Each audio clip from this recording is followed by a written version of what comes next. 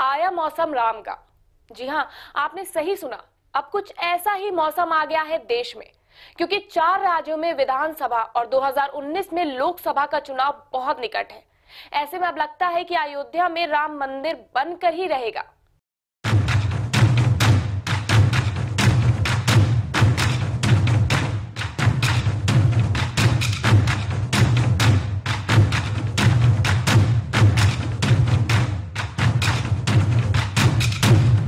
राम राम और राम मतलब एक शब्द ही नहीं बल्कि अपने आप में पूरा का पूरा वाक्य है। वाक्य है उस राजनीति का जो आज के कलयुग में देश के सियासतदानों के लिए एक राग है, जिसका अपना समय है और वो समय बैसाखी और सावन का नहीं, चुनाव से ठीक पहले देश के भीतर बनने वाले माहौल का है, जो अब बनना शुरू हो गया है। त्रेता में राजा दशरथ के दरबार से अयोध्या से राजनीति की ज्वाला निकली थी, जो पूरे राज्य को झूठ रूपी काठ को जलाकर खाक करती थी। लेकिन आज के कलयुग में राज दरबारी इस देश के नेता हैं, जो मर्यादा पुरुषोत्तम श्री रामचंद्र की दुहाई तो देते हैं, लेकिन उनके सिद्धांतों पर कभी चलना मुनासिब नहीं समझते हैं। जी, लेकिन अब वक्त एक बार फिर आ गया है देश की जनता को गुमराह करने का, क्योंकि दिल्ली के दरबार से मतदान का बिगुल बज चुका है। जी हाँ, अब ऐसे में साफ है कि भगवाधारी भारतीय जनता पार्टी के वो तमाम बड़े नेता राम नाम की माला जपते नजर आएंगे, जो 92 से अब तक जपते चले आ रहे हैं।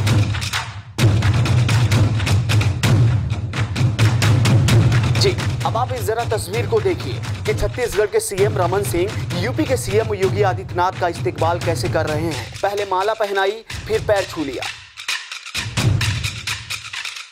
आखिर मुख्यमंत्री के साथ साथ योगी जी महाराज जी तो ठहरे। दरअसल मुख्यमंत्री योगी आदित्यनाथ पहुंचे थे छत्तीसगढ़ के रायपुर में रमन सिंह का पर्चा भरवाने। इस दौरान राजनंदन गांव से ताल्लुक रखने वाली बीजेपी की कद्दावर नेता मणि भास्कर गुप्ता भी मौजूद थी। ऐसे में जब सीएम योगी से राम मंदिर पर सवाल पूछा गया तो उन्होंने कहा कि अब छत्तीसगढ़ में जब भगवान राम का ननिहाल है तो यूपी में भी राम राज्य आ ही जाएगा।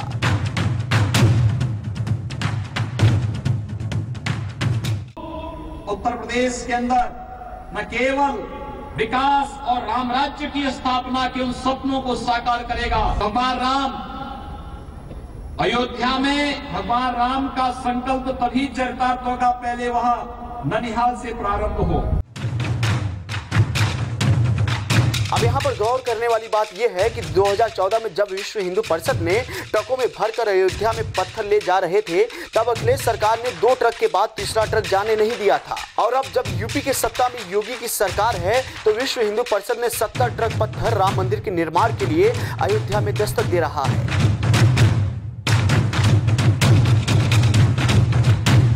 लेकिन इन सब के बीच मसला सिर्फ पत्थर का नहीं है, बल्कि बीजेपी के खेमे से उस बयान का भी है, जिसे बयानवीर गिरिराज सिंह ने राम मंदिर पर बोलते हुए मुसलमानों की पैदाइश का दूसरा सिरा हिंदुओं से जोड़ दिया। सुनिए। राम मंदिर में भी मैंने कहा है कि भारत के मुसलमान वही हमारे ही वंशज हैं।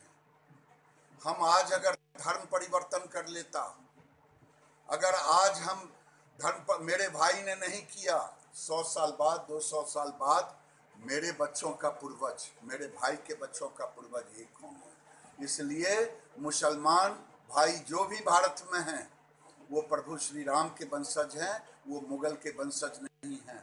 उनसे निवेदन है कि शिया की तरह वो भी 2 कदम आगे। वहीं शिया वक्फ बोर्ड के चेयरमैन वसीम रिजवी ने अखाड़ा परिषद के अध्यक्ष नरेंद्र गिरी से मुलाकात की और राम मंदिर के नाम पर वकालत करते हुए क्या कुछ कहा, सुनिए। कुछ मुल्ला जिनकी हठधर्मी की वजह से जिनकी दुकानें इस मामले पर चल रही हैं, इस फसाद कराने के मामले पर चल रही हैं, उन लोगों ने कभी नहीं चाहा कि इस मामले में सुलह व समझौते से कोई मामला हल हो।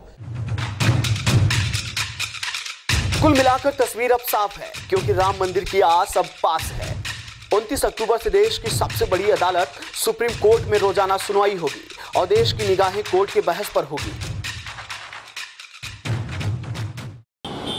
देश की सबसे बड़ी अदालत सर्वोच्च न्यायालय में राम मंदिर के मामले में 29 अक्टूबर से लगातार सुनवाई होगी और इस वक्त जो समय चल रहा है चुनावी मौसम का, हम इसीलिए कह रहे हैं कि आया मौसम राम का, और ऐसे में देखना ये बेहद दिलचस्प हो जाएगा कि 4 राज्यों में विधानसभा का चुनाव और उसके बाद 2019 का चुनाव, क्या कुछ रणनीति बनती है राम मंदिर को लेकर के, ये तो आने वाला वक्त ही बताएगा। लेकिन लगातार होने वाली सुनवाई 29 अक्टूबर से राम मंदिर के मामले में क्या कुछ नया मोड़ ला सकता है, ये तो 29 अक्टूबर से ही बताएगा। फिलहाल अभी की जो मौजूदा राजनीति है वो आपके सामने है। सबके बीच देश की मौजूदा राजनीति का पारा और चुनावी मौसम में मंदिर का मुद्दा बहुत कुछ कह रहा है, जिसकी तस्वीर साफ होने के लिए महज चंद महीने ही बचे हैं। क्योंकि इस बात को तो सत्ताधारी सरकार भी समझती है कि कांट की हांडी बार बार नहीं चढ़ती। Bureau report, prime TV.